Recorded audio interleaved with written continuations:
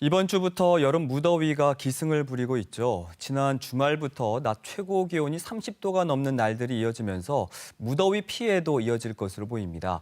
올여름 폭염 일수와 지수 등을 전망해보고 대비할 수 있는 방안은 무엇인지 이야기 나눠볼까 합니다. 오늘 이 자리에는 제주지방기상청 예보과의 김기렵 기상사무관 나와주셨습니다. 안녕하십니까? 어서 오십시오.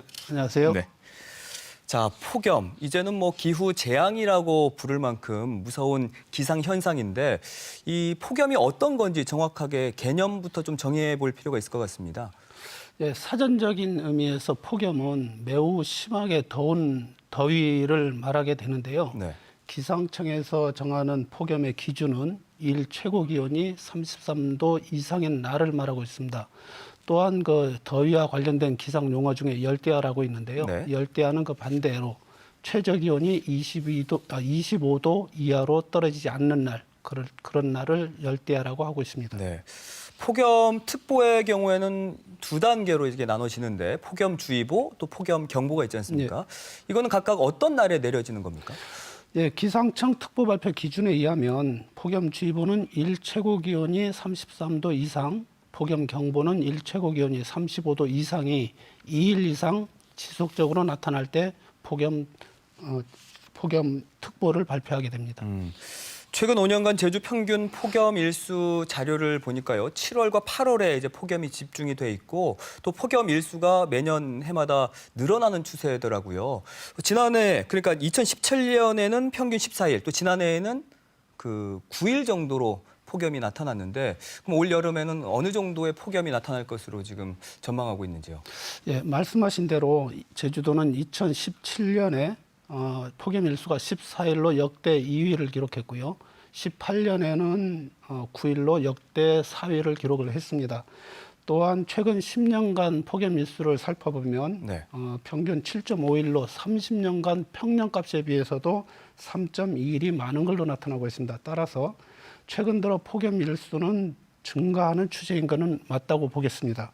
하지만 원래 폭염 일수 자체를 전망하는 것은 저희들이 분석해야 될 자료라든가 고려해야 될 기상 요소들이 너무 많아서 정확한 일수를 말씀드리기는 참 어렵습니다. 다만 어제 발표한 그 기상청의 장기 예보에 따르면 8월, 9월 기온이 평년보다 비슷하거나 조금 높게 예상을 하고 있거든요. 네. 그래서 따라서 올해도 무더위는 계속 이어질 것으로 예상되고 있고요. 앞으로 기상청에서 발표하는 폭염특보나 폭염 영향예보 등을 잘 참고하셔서 폭염 시 외부 활동을 자제하시는 등 온열 질환 예방에 만전을 기해 주시기 바랍니다. 네. 낮 최고 기온이 33도 이상인 날을 폭염이라고 하셨는데 그럼 요즘에는 사실 정확히 말하면 폭염이 아니지 않습니까? 33도 이상으로 올라간 날은 없었으니까요. 맞습니다. 근데 체감으로 보면은 폭염과 비슷하거든요. 이 예. 폭염으로 분류되는 온도는 어떻게 정하는 겁니까? 이게? 예, 기상청에서 폭염특보 기준은 2008년부터 제정해가지고 현재까지 사용 중에 있는데요. 이는 그 폭염으로 인한 사망자 수가 33도를 기준으로 급격히 증가하는 그런 과거 통계 데이터가 있어서 이 자료에 따라서 폭염주의보 기준을 33도씨를 사용하고 있습니다. 이 기준에 따르면 제주시 기준으로 지난 21일부터 낮 최고 기온이 30도 이상을 기록하고 있는데 이 기준에 따르면 아직까지 제주는 폭염에 들지 않았다 말씀드릴 수 있습니다. 폭염으로 또 가장 우려되는 게 온열 질환입니다. 사실 제주는 이제야 본격적인 무더위가 시작이 됐는데 벌써 7명의 온열 질환자가 나타났거든요. 이 최고 기온만으로 폭염특보를 내리는 것에 한계가 있는 건 아닐까요? 실제로 최근 언론 보도를 보면 29도시부터 건강이 좀 나빠진다는 영향을 미친다는 전문가 의견도 있었고 또한 30도 전후부터 온열 질환자가 발생한다는 그런 조사 결과도 있습니다. 폭염은 기온 외에도 습도라든가 풍속 등이 관련이 있는데요. 이 중 직관적으로 그 폭염에 적용할 수 있는 기상 요소가 최고 기온이다 보니까 최고 기온을 폭염특보 발표 기준으로 사용을 하고 있습니다. 이런 한계를 극복하고자 올해 6월부터 저희들 폭염 영양 예보를 제공을 하고 있습니다. 뭐 방금 말씀해주신 폭염 영양 예보 이 서비스가 이제 말씀해주신 대로 6월 1일부터 시작이 됐는데 네. 그럼 기존의 폭염 특보와 어떤 점이 더 보완이 된 겁니까? 예, 폭염 영양 예보는 기존의 그 주의보와 경보 2단계의 폭염 특보를 보완하기 위해서 관심, 주의, 경고, 위험 이렇게 4단계로 확장해서 발표를 하고 있고요. 네. 또한 그 보건이나 농업, 축산업, 수산 양식, 산업, 교통, 전력 등 총 7개 분야에 대해서 지역별, 분야별 위험 수준과 대응 방안 그리고 폭염 전망, 피해 현황까지 많은 정보를 담아서 제공을 하고 있습니다. 또한 그 폭염 영양 예보의 각 단계별 기준을 살펴보면 관심은 일 최고 기온이 31도 이상이 3일 이상 연속으로 나타날 때, 그 다음에 주의는 33도, 그 다음에 경고는 35도, 그 다음에 위험 단계는 38도 이상 2일 동안 나타나게 예상이 되면 네.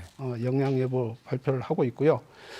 발표 시각은 폭염이 나타나기 하루 전에 11시 30분에 발표하게 됩니다. 그럼 폭염 영양 예보 서비스는 어떻게 받을 수가 있는 겁니까? 예, 폭염 영양 예보는 그 기상청 홈페이지 날씨 누리를 통해서 온 국민이 다 확인을 할 수가 있고요. 특히 기상청 모바일 웹페이지를 이용하면 자기가 본인이 그 설정된 지역의 그 동네 예보와 함께 폭염 영양 예보를 접할 수가 있습니다. 그밖에 그 지방자치단체나 유관기관의 방재기상 업무 담당자와 그다음에 독거노인 생활관리사 등 그 취약계층 관리자 분들께는 별도로 문자 메시지를 이용해서 제공을 해드리고 있습니다. 네. 그 폭염 시 가장 그렇다면 위험한 시간대 또 장소 이런 것들도 좀 알려주십시오.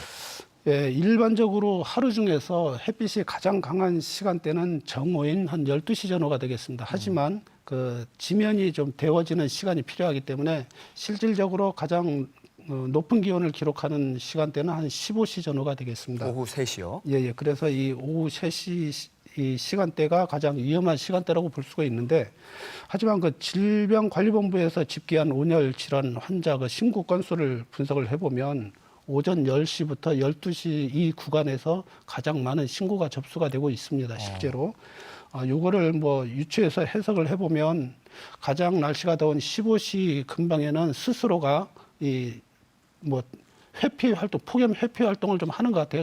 자체적으로 휴식을 취한다거나, 그 다음에 몸이 불편하신 분들 야외 활동 자제하는 등 이런 스스로 활동을 하시는데, 10시에서 12시 사이 본격적으로 기온이 올라가기 시작할 때는 이 활동이 조금 미흡하지 않나 그렇게 생각이 되어집니다. 따라서 이 시간대 10시부터 12시가 이 시간대에도 각별한 주의가 필요하겠고요.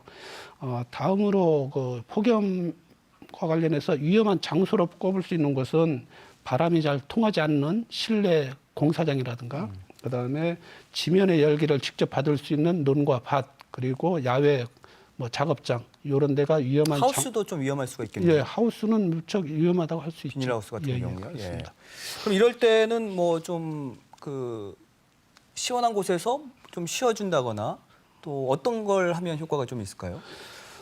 예, 그럴 때는 좀 물을 좀 많이 마셔주면 좋겠고요. 그다음에 좀 그늘을 찾아서 좀 휴식을 가져주는 게 가장 좋은 방책이라고 생각됩니다. 네, 시원한 곳을 찾아서 그 수분을 보충하는 것도 그 폭염을 또 피할 수 있는 온열 질환을 피할 수 있는 방법이 되겠군요. 예, 맞습니다.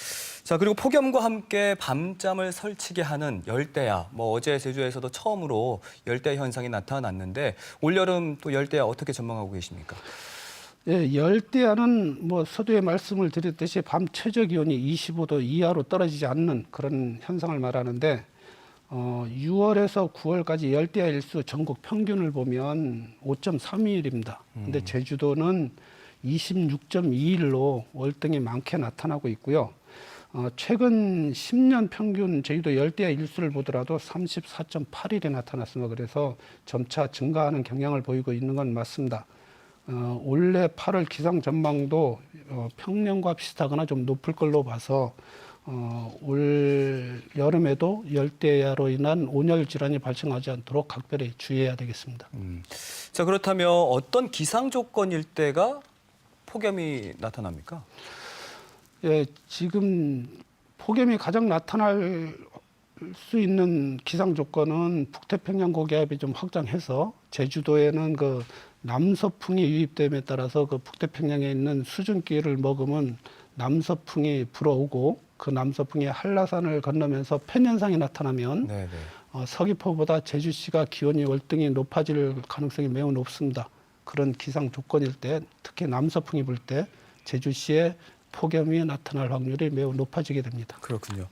자, 밤낮으로 정말 무더운 여름철인데 마지막으로 이맘때 주의해야 할 점이 있다면 좀 간략하게 말씀해 주십시오. 예, 옛말에 삼복지간에는 입술에 붙은 그 밥알도 무겁다 이런 속담이 있습니다. 아무래도 폭염이 기승인 여름에는 기력이 약해지고 정신적으로도 많이 힘들어지기 쉬운 계절입니다.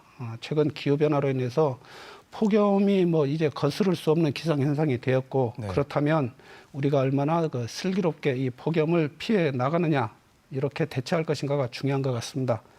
여름철 기상청에서 발표하는 일기예보와 폭염 영향 예보를 잘 활용하셔서 폭염이 예상되는 날에는 그 외출을 좀 자제한다든가 제주도에서 설치 운영 중인 그늘막이나 무더위 쉼터라는 데가 있거든요. 네네. 주변에 이런 장소들을 확인을 사전에 해놓았다가 이런 거를 잘 이용하시면 좋을 것 같습니다.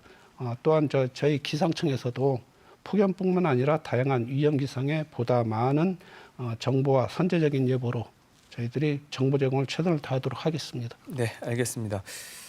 야외에서 활동하는 분들뿐만 아니라 실내에서 주로 활동하는 주부들 가운데에서도 온열 질환자가 발생하고 있습니다. 실내든 실외든 시원한 환경이 중요하다는 걸 의미하는 거겠죠.